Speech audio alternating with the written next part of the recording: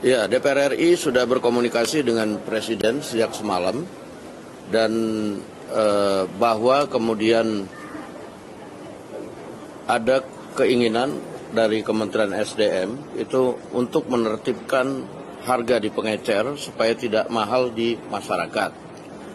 Namun setelah komunikasi dengan Presiden kemudian telah menginstruksikan kepada SDM untuk per hari ini mengaktifkan kembali pengecer-pengecer yang ada untuk berjualan seperti biasa, sambil kemudian pengecer-pengecer itu akan dijadikan sub daripada pangkalan,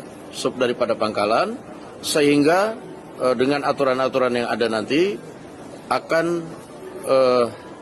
menertibkan harga supaya tidak mahal di masyarakat. Jadi pengecer yang akan menjadi subpangkalan ini akan ditentukan juga harganya sehingga harga di masyarakat itu tidak mahal.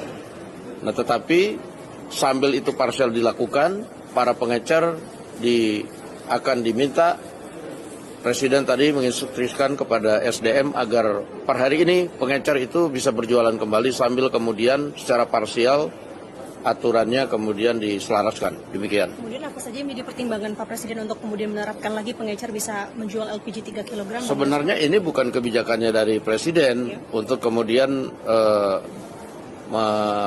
melarang kemarin itu. Nah, tapi melihat situasi dan kondisi, tadi Presiden turun tangan untuk menginstruksikan agar para pengecer bisa dapat berjalan kembali sambil kemudian pengecer itu dijadikan subpangkalan, administrasi segala macamnya bisa sambil berjalan saja, demikian. Tapi kan ini stoknya dinilai tidak langka ya, Bang Dasko ya? Stok tidak langka, stok ada.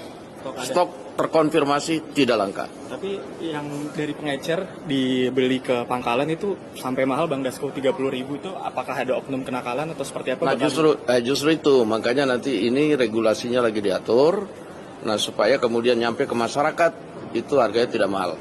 Demikian.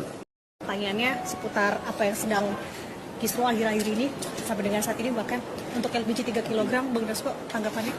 Ya, DPR RI sudah berkomunikasi dengan Presiden sejak semalam dan bahwa kemudian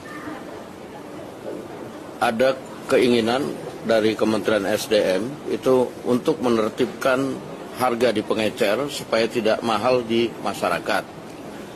Namun setelah komunikasi dengan Presiden kemudian telah menginstruksikan kepada SDM untuk per hari ini mengaktifkan kembali pengecer-pengecer yang ada untuk berjualan seperti biasa, sambil kemudian pengecer-pengecer itu akan dijadikan sub daripada pangkalan,